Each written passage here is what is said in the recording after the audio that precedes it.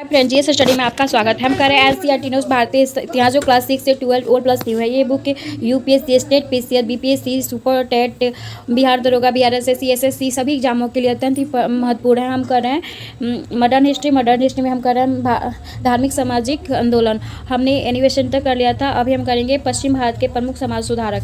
पश्चिम भारत के प्रमुख समाज सुधारक थे जो 19वीं शताब्दी में पश्चिम भारत में अनेक समाज सुधारक हुए थे। उन्होंने महत्वपूर्ण सुधारों के माध्यम से समाज में को नई दिशा प्रदान की। पश्चिमी भारत का प्रमुख समाज सुधारक नेम है बाल शास्त्री जम्मेकर। मुंबई में पहले समाज सुधारक में बाल शास्त्री जम्मेकर प्रमुख थे। ये ब्राह्मणवादी रूढ़िता के विरुद्ध संघर्ष रहे थे। मराठी पत्रकारिता का अग्रदूत थे। 1832 में दर्पण पत्रिका का प्रकाशन आरंभ हुआ और दर्पण पत्रिका को मराठी पत्रिकाओं को आरंभ माना जाता है। गोपाल हरि देशमुख महाराष्ट्र के प्रसिद्ध समाज सुधारक थे। इन्होंने लोक हितवादी के नाम से जाना जाता है। इन्होंने 1847 में प्रभाकर नामक पत्रिका का प्रकाशन आरंभ किया था। गोपाल हरि देशमुख का संबंध theosophical social society Arya Samaj से था। 1878 ईस्वी में गीता तत्व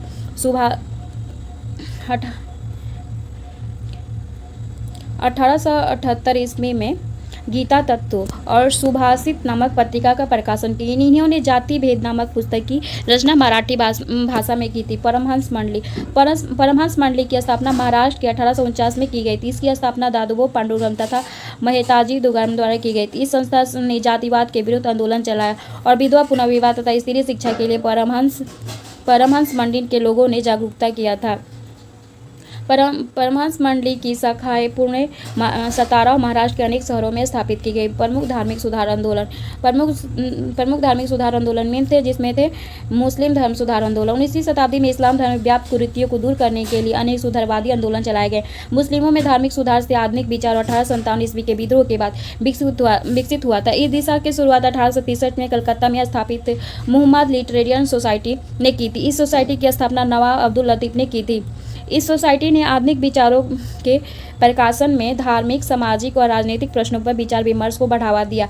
पश्चिमी शिक्षा अपनाने के लिए उच्च और मध्य वर्ग के मुसलमानों ने प्रेरित किया। मुसलमानों में प्रमुख समाज सुधारक सैयद अहमद खां 1817 से 1898 ईस्वी तक थे। इन्होंने अलीगढ़ आंदोलन का प्रवर्तन किया था।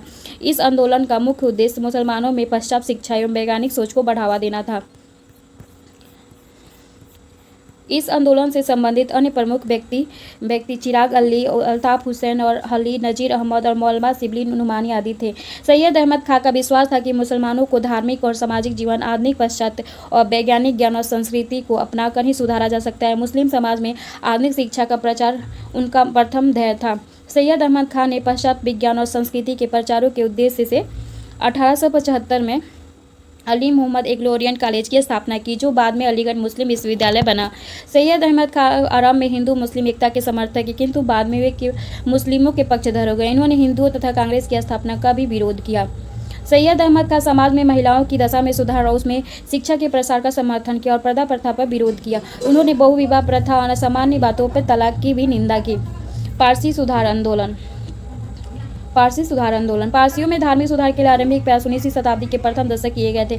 पारसियों ने सामाजिक अवस्था का पुनरुद्धार करना और पारसी धर्म की प्राचीन शुद्धता को पुनः प्राप्त किया। उद्देश्य में 1851 ईस्वी में रहनुमाई मस्जिद सभा की स्थापना की। रहनुमाई मस्जिद सभा के प्रमुख संस्थापक दादाभाई नौरोजी तथा फरदोन और एस बंगाली आदि थे। दादाभाई नौरोजी फरदोन जी ने मिलकर प्रमुख पारसी पत्रिका राष्ट्र गुप्तार संपादन किया। इन सभी लोगों ने धर्म के क्षेत्र में रूढ़िवादिता के विरुद्ध आंदोलन चलाया। स्त्रियों की शिक्षा, विवाह और स्त्रियों की समान स्थिति के विषय में पारसी सामाजिक रीति रिवाज को आधुनिकीकरण का आरंभ किया था। दादाभाई नौरोजी बम्बई के एक प्रमुख समाज सुधारक थे। पारसी धर्म के सुधार संगठन के संस्थापकों में से एक थे।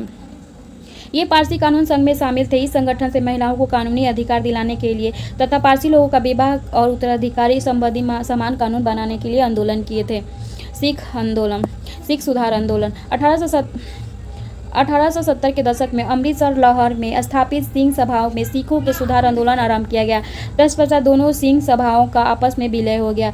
सिंह सभाओं में शिक्षा का विस्तार महत्वपूर्ण भूमिका निभाई तथा अंग्रेजों की सहायता से 1892 में अमृतसर में खालसा कॉलेज की स्थापना की गई। इस कॉलेज में गुरुमुखी और सिख धर्म ज्ञान और पंजाबी भाषा के साहित्य को प्रोत्साहन दिया गया। कालांतर में कालांतर में 20वीं सदी में आरंभिक दशकों में 1920 के बाद गुरुद्वारों में सुधार के लिए एक शक्तिशाली आंदोलन शुरू हुआ। इस समय गुरुद्वारे पुरोहितों को भ्रष्ट महंतों के अधिकार में था। शिरोमणि गुरुद्वारा प्रबंधक कमेटी के अकाली दल के मिलाकर आंदोलन चलाया गया। सिख गुरुद्वारों का निर्माण सिख समाज में प्रतिनिधि को दिया जाए। वर्ष 1921 में अकालियों के नेतृत्व में सिख जनता ने इसे भ्रष्ट महंतों तथा इसकी सहायता करने वाले सरकार के विरुद्ध आंदोलन शुरू कर दिया। अकालियों के सिख सरकार ने वर्ष 1922 में एक सिख गुरुद्वारा कानून बनवाया। इस कानून की सहायता से सभी कार्रवाइयों के माध्यम से सिखों को गुरुद्वारों से भ्रष्ट महंतों को बाहर कर दिया गया। अतः वर्ष 1925 में एक कानून बनाकर गुरुद्वारों के संचालन की जिम्मेदारी शिरोमणि गुरुद्वारा प्रबंधक कमेटी को सौंप दी गई।